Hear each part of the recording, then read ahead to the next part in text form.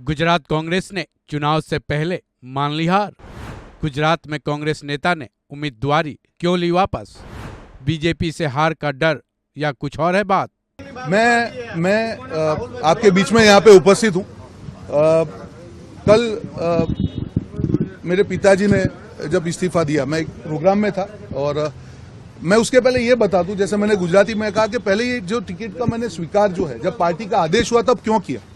मैं हमेशा से अलग अलग कैपेसिटी में पूरे देश में मैंने काम किया। एक मिनट,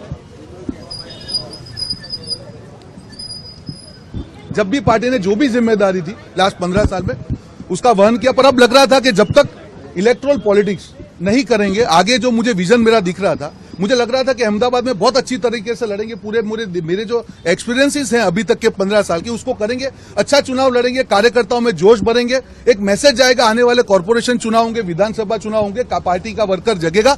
और आगे हमारी राजनीति अहमदाबाद से जुड़ी हुई है, सारे पद पे काम कर लिया राष्ट्रीय स्तर पे। आगे हर आदमी पॉलिटिक्स में यही चाहता है कि भाई चुनाव लड़ेंगे, आगे बढ़ेंगे। तो वही उद्देश्य से मैंने पार्टी ने जब आदेश किया, सहर्ष का स्वीकार किया, उसका प्लानिंग कर दिया। जिस दिन से मेरी टिकट का अनाउंस हुआ उससे पहले मेरे भाई है मेरे साथ में हर्ष कश्यप भाई, हम लोगों ने उसकी पहले तैयारी चालू कर दी, कैसे बूथ मैनेजमेंट का प्लानिंग करना, डोर टू डोर कैंपेन का। साथ ही मेरे यहाँ पे दिवेश भाई हैं, रजनी भाई हैं, सारी टीम करके आपको मतलब मेरे लिए ये डिसीजन कितना डिफिकल्ट है मैं जानता हूं। पूरे दिल से तय किया था कि इस चुनाव को लड़ना है और एक मुझे मालूम है ये इजी सीट नहीं है, मैं ओवर कॉन्फिडेंट नहीं था।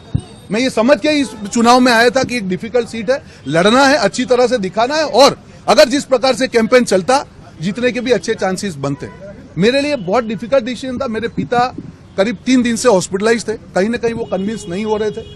15 साल पहले उनका बाईपास हुआ था, मैं कन्विंस करने का मैंने बहुत प्रयास किया, हमारे सारे साथियों ने प्रयास किया, सब लोग विफल हुए।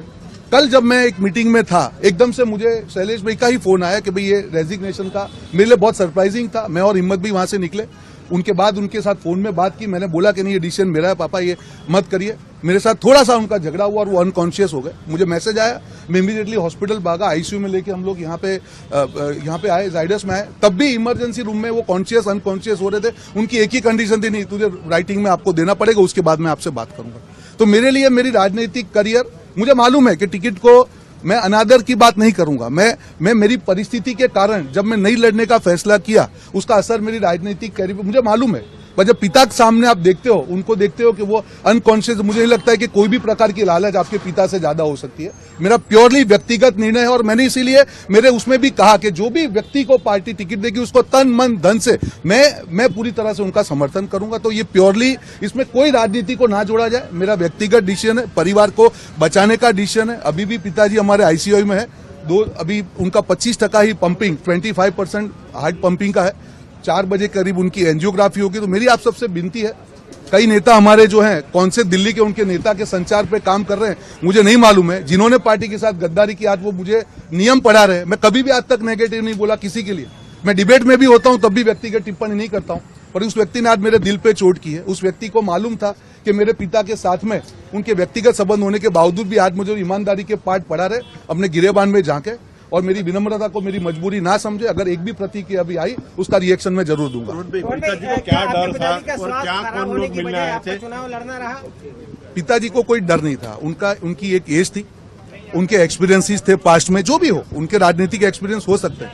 उनको ये था, वो मुझे एक ही चीज बोलते थे कि रोहन, मैं मेरे साथ जो हुआ तेरे साथ हुआ नहीं देख सकता हूं। मैंने उनको 50 बार कहा कि परिस्थिति बदलती है पूरी तरह से। सब लोग, हर आदमी, वो शैलेश भाई हो, हिम्मत भाई हो, शक्ति भाई हो, विमल भाई हो, सब लोगों ने पूरा प्रयास किया।